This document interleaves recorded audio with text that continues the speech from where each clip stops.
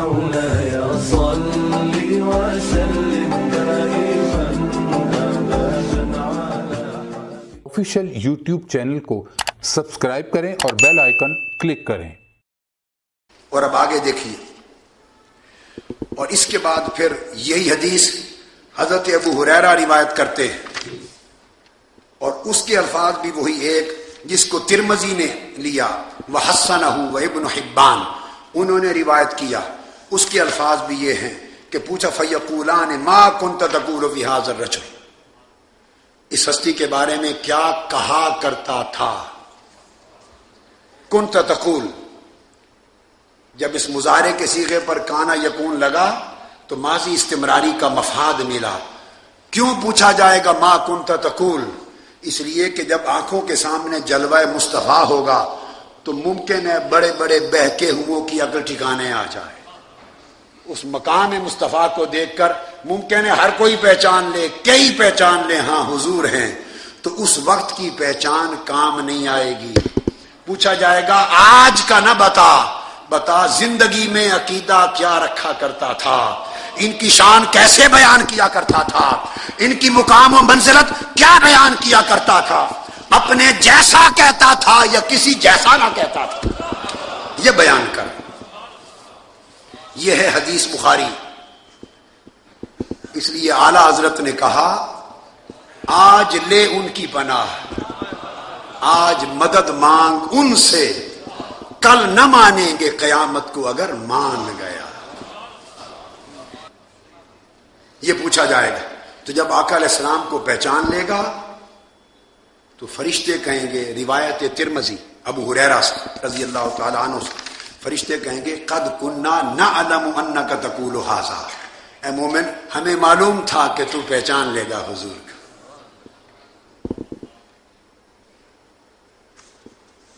اسی طرح یہ حدیث ابن ماجہ اور امام احمد بن حنبل نے بھی روایت کی. ایک ہی سوال کیا، میں کل حوالے صرف ایک سوال والے دے رہا ہوں، وہ حدیثیں لے رہا ہوں. اور حضرت عائشہ صدیقہ نے روایت کیا، اور ابو ہریرہ رضی اللہ تعالیٰ عنہ نے روایت کیا، اور امام ابن ماجہ اور امام احمد بن حنبل نے، اور کہا وَإِسْنَادُهُ صَحِيحٌ، اس حدیث کے اسناد صحیح ہے، حدیث صحیح ہے. حدیث اس میں ایمان افروز جملہ ہے. آقا علیہ السلام نے فرمایا ان النبی صلی اللہ علیہ وسلم قال وَأَمَّا فِتْنَةُ الْقَبْرِ فَبِي تُفْتَنُونَ وَأَنِّي تُسْأَلُونَ. یہ آقا علیہ السلام نے فرمایا لوگو فَبِي تُفْتَنُونَ وَأَنِّي تُسْأَلُونَ، لوگو فرمایا وَأَمَّا فِتْنَةُ الْقَبْرِ.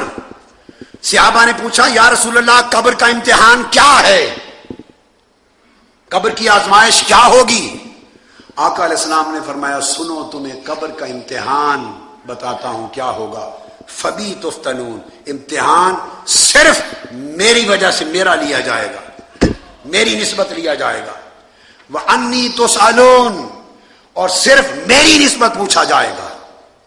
عربی لغت، نحو اور ادب سے شغف رکھنے والے جانتے ہیں اگر کلمات ہوتے تفتنون بی وَتُسْأَلُونَ عَنِّي، بی اور انی بعد میں وارد ہوتے تو حصر نہ ہوتا، حصر نہ ہوتا. جب فبی تفتنون وانی تسألون، جب ان کو مقدم کیا تو اس تقدیم میں حصر ہے. یہ بنیادی علم لغت اور علم النحو کا سد بدھ رکھنے والا ہر طالب علم اس بات سے آگاہ ہونا چاہیے. اس میں طریق حصر ہے.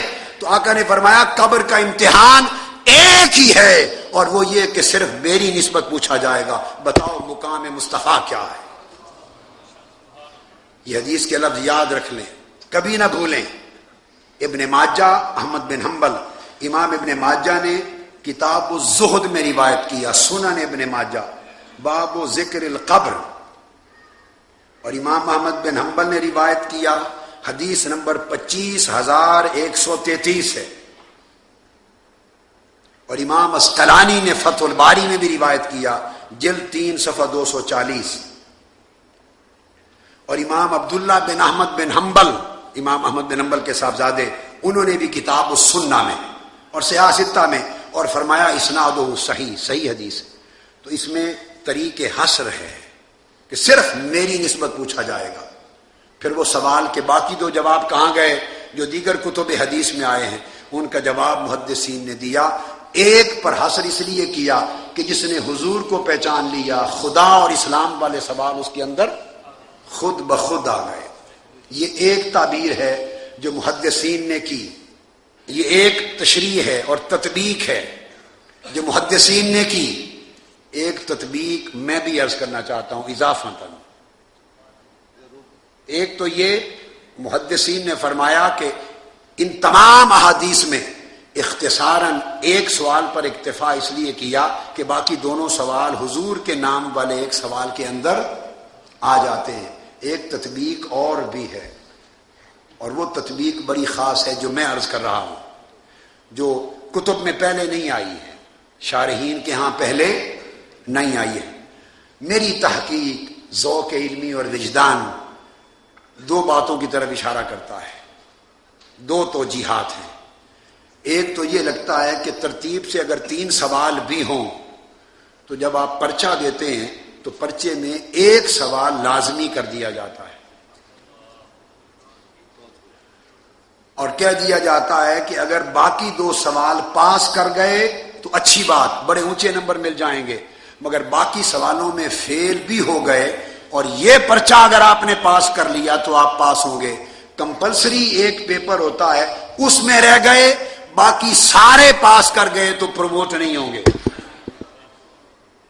اگر کمپلسری مضمون میں رہ گئے اور باقی الیکٹیو سارے پاس کر لیے تو کلاس نیکسٹ میں پروموٹ نہیں ہوں گے.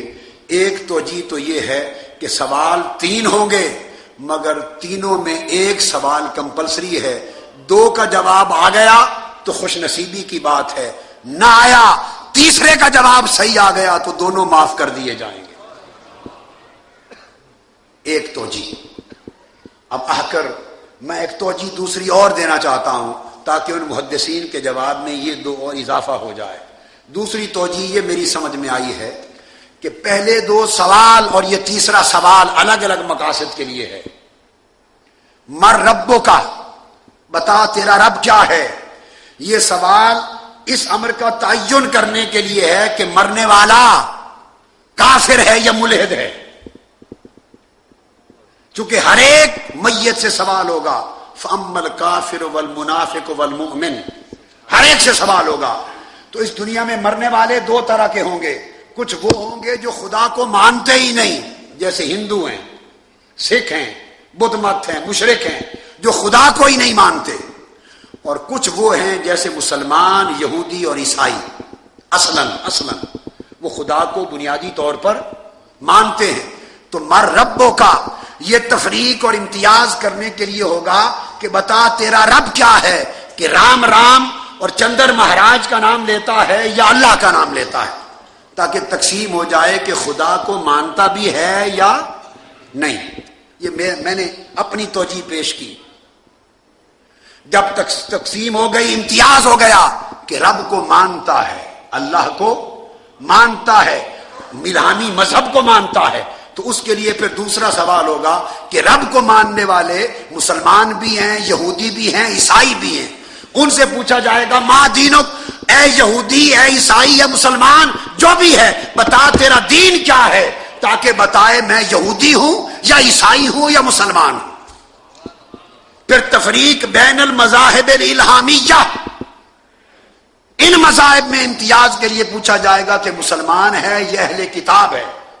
اگر اہل کتاب ہے تو معاملہ جدا، اور اگر اس نے جواب دیا میرا دین اسلام ہے، میں مسلمان ہوں، تو جب مسلمان کا تعین ہو گیا تو مسلمان کے لیے باقی نہیں، پھر ایک ہی سوال ہے، اگر تو مسلمان ہے تو بتا مقام مصطفیٰ کیا ہے. اگر تو مسلمان ہے تو بتا مقام مصطفیٰ کیا ہے.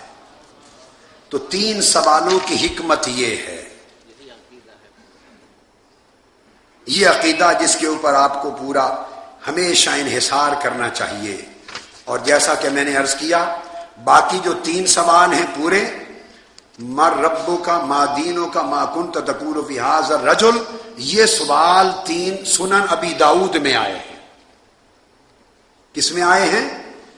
سنن ابو داؤد میں آئے ہیں، اور سنن ابی داؤد کے اندر اس سوال کی تفصیل موجود ہے، اور سنن ابی داؤد کا حوالہ کتاب السنہ باب فی المسألۃ فی القبر و عذاب القبر، اور احمد بن حنبل کی مسند میں آئے ہیں۔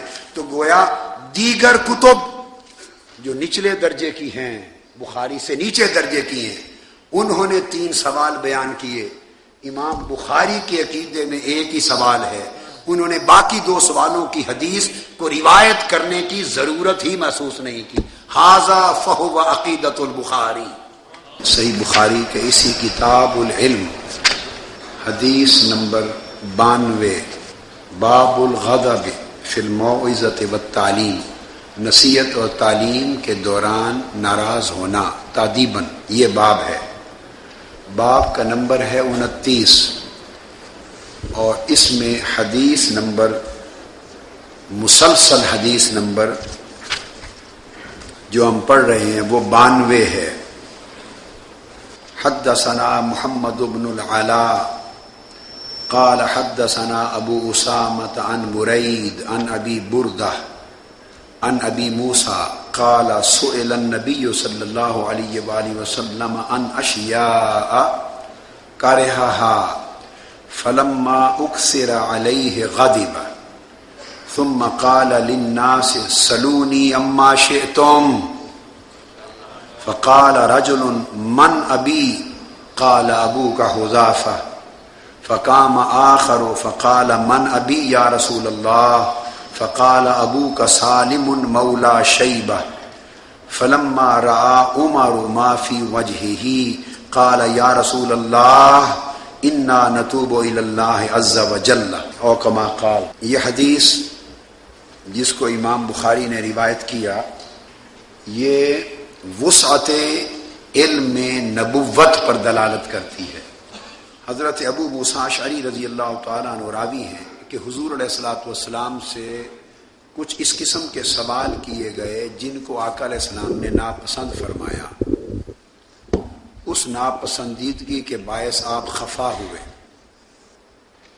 اور ناراض ہو کر، آگے حدیث میں آتا ہے کہ آپ ممبر پہ قیام فرما ہوئے اور آپ نے لوگوں سے پوچھا سلونی اما شئتم،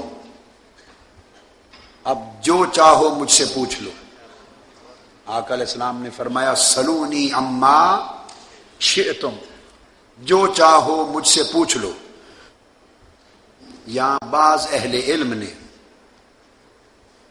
جب میں لفظ بولوں بعض اہل علم تو اس کا معنی سمجھ جایا کریں کہ جو لوگ اس حدیث کا صحیح معنی مراد نہیں سمجھ سکے اور جن کو کوئی اعتقادی مغالطہ لگا ہے اور معرفت مقام رسالت صلی اللہ علیہ وسلم کے سمجھنے میں کوئی کمی واقع ہوئی ہے، بعض اہل علم نے یہاں پر حضور علیہ الصلوۃ والسلام کے علم نبوت کی وسعت تامہ،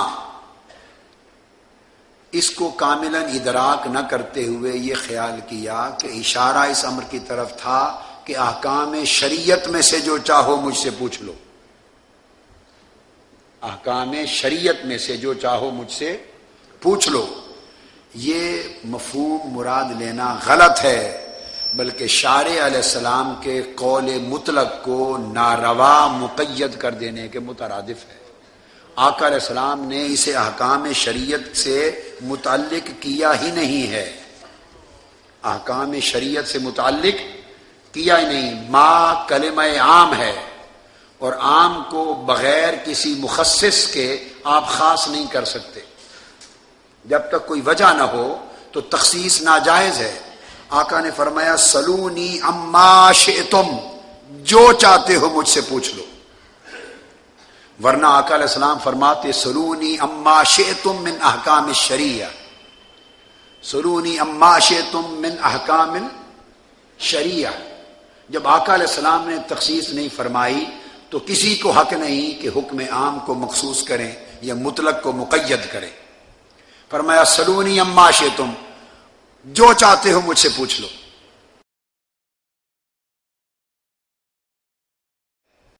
فرمایا سلونی اما شئتم، جو چاہتے ہو مجھ سے پوچھ لو۔ اب ایک تو یہ دلیل ہوئی، دوسری دلیل اس خیال کو رد کرنے اور اس خیال کے غلط ثابت کرنے کے لیے ہے۔ آؤ اب دیکھتے ہیں کہ آقا علیہ السلام کے فرمان کے جواب میں جو لوگ موجود تھے انہوں نے حضور کے فرمان کو کیا سمجھا اور سوال کیا کیے۔ اب آئیے دیکھیں حدیث میں جو امام بخاری لائے ہیں کہ انہوں نے سوال کیا کیے۔ اگر تو سوال انہوں نے کیے احکام شریعت سے متعلق تو پھر ہم سمجھ جائیں گے کہ جو سامعین آقا علیہ السلام کے سامنے بیٹھے تھے انہوں نے حضور کے اس فرمان سلونی اما شئتم کا معنی یہی سمجھا کہ احکام شریعت میں سے جو چاہتے ہو پوچھ لو، اور اگر سوال احکام شریعت کا پوچھا ہی نہیں گیا،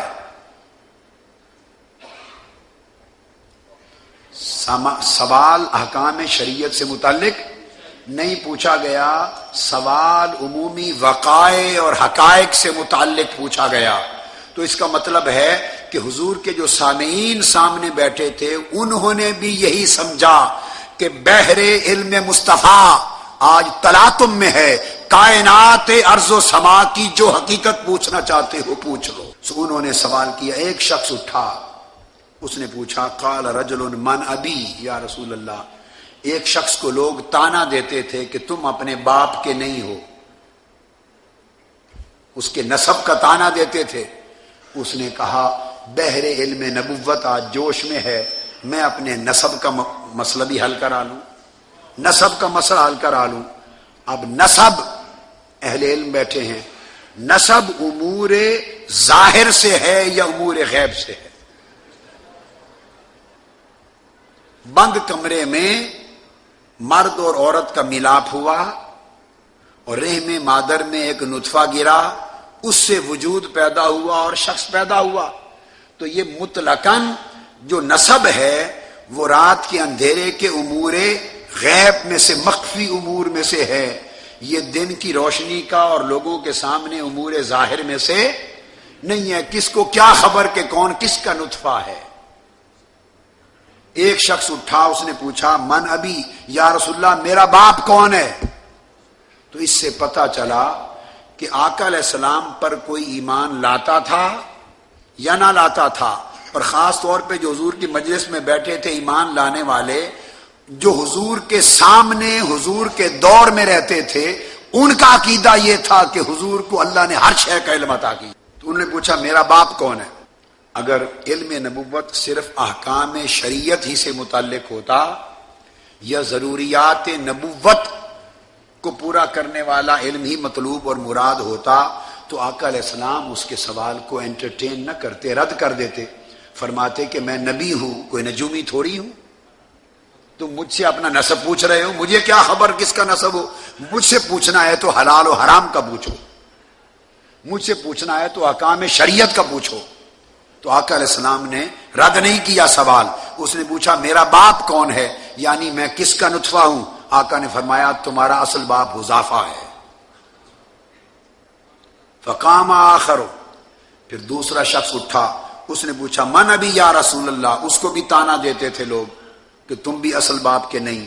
آقا نے فرمایا فقال ابو کا سالم مولا شیبہ، تیرا اصل باپ سالم ہے، یہ شیبہ کا آزاد کردہ غلام ہے۔ تو دو سوال ہوئے اور دونوں احکام شریعت سے متعلق نہیں ہیں۔ یہ بات میں نے اس لیے کہی کہ کئی اہل علم نے حدیث کی شرح کرتے ہوئے صریحاً ایسی باتیں لکھی، ان باتوں کا قطعاً حدیث کے مضمون کے ساتھ کوئی مطابقت نہیں ہے۔ تو آقا نے فرمایا تمہارا باپ سالم ہے۔ جب سیدنا فاروق اعظم رضی اللہ تعالیٰ عنہ نے دیکھا کہ آقا علیہ السلام غضب میں ہیں تو فرمایا انا نتوب الی اللہ، آقا ہم اللہ کی بارگاہ میں توبہ کرتے ہیں۔ کوئی بے ادبی سیدنا فاروق اعظم سے نہیں ہوئی تھی، وہ تو جن لوگوں نے کی سب کی طرف سے بطور نمائندہ معافی مانگ رہے تھے، بطور نمائندہ معافی مانگ رہے تھے۔ اور نتوب الی اللہ کا یہاں ریلیونس کیا ہے؟ ہم توبہ کرتے ہیں اللہ کی بارگاہ میں، اس توبہ کا ریلیونس، مناسبت کیا ہے؟ مناسبت یہ ہے کہ جو کوئی گستاخی اور کوتاہی ہوئی وہ شان علم مصطفیٰ میں ہوئی تھی، اور عرض کی اللہ کے حضور توبہ کرتے ہیں، اس لیے توبہ کرتے ہیں کہ حضور آپ کا علم ہر شک و شبہ سے بالا تر ہے۔ اس کے بعد امام بخاری اگلے باب میں حدیث نمبر 93 دوسری حدیث لائے ہیں نئے باب میں۔ پہلی حدیث کی روایت کی ابو موسیٰ اشعری رضی اللہ تعالی عنہ نے، اور اگلی حدیث کے راوی ہے حضرت انس بن مالک رضی اللہ تعالی عنہ، اور باب کا عنوان ہے باب من بارک علی رکبتیہ عند الامام او المحدث، امام یا محدث کے سامنے گھٹنے ٹیک کر بیٹھنا۔ باب یہ قائم کیا ہے۔ اب آپ نے دیکھا کہ حدیث تو امام بخاری لائے، مگر پہلی حدیث جس باب میں لائے وہ ہے باب الغضب فی الموعظۃ والتعلیم۔ میں پھر نکتہ سمجھا رہا ہوں کہ ترجمۃ الباب یہ ہے کہ کسی بات پر تعلیم و تربیت کے دوران ناراض ہونا، تو چونکہ آقا علیہ السلام کسی کی نادانی کی بات پہ خفا ہوئے، اس خفا ہونے کو باب کا عنوان بنایا اور حدیث یہ درج کی جس سے وسعت علم مصطفیٰ کا ثبوت ملتا ہے۔ تو مطابقت تو ہے، مگر کئی امور ایسے ہیں کہ جس میں نفس مضمون حدیث اور ترجمۃ الباب من وجہ مطابقت رکھتا ہے اور من وجہ عدم مطابقت ہے۔ دوسری حدیث لائے ہیں اسی مضمون کی، اور اس کا باب قائم کیا ہے امام کے سامنے گھٹنے ٹیک کر بیٹھنا۔ چونکہ سیدنا فاروق اعظم رضی اللہ تعالیٰ عنہ فبارک عمر علی رکبتیہ، اٹھ کر گھٹنے ٹیک کر بیٹھ گئے اور معافی مانگنے لگے، اس وجہ سے امام بخاری نے باب قائم کر دیا۔ اور حدیث کیا ہے؟ آقا نے فرمایا حضور علیہ الصلوۃ والسلام نے کہ عبداللہ بن حذافہ باہر نکلا مجلس میں، فقال من ابی، آقا میرا باپ کون ہے؟ فقال ابو کا حذافہ، تمہارا باپ حذافہ ہے۔ ثم اکثر ان یقول سلونی سلونی، پھر حضور پوچھتے گئے اور پوچھ لو اور پوچھ لو اور پوچھ لو۔ پھر سیدنا فاروق اعظم گھٹنے ٹیک کر بیٹھ گئے۔ اب امام بخاری نے گھٹنے ٹیکنے کا باب بنا دیا۔ اب فرق کیا، جب المنہاج السوی مرتب کی اور کتب حدیث، تو یہ تمام حدیثیں اس مضمون کی گھٹنے ٹیک کر بیٹھنا۔ اب یہ ترجمۃ الباب دوبارہ بنانے کی ضرورت نہ تھی، کیونکہ امام بخاری بنا چکے، اور علماء بخاری شریف پڑھیں گے اور اس میں یہ باب ترجمۃ الباب موجود ہے، مسلم شریف پڑھیں گے یہ ترجمۃ الباب موجود ہے۔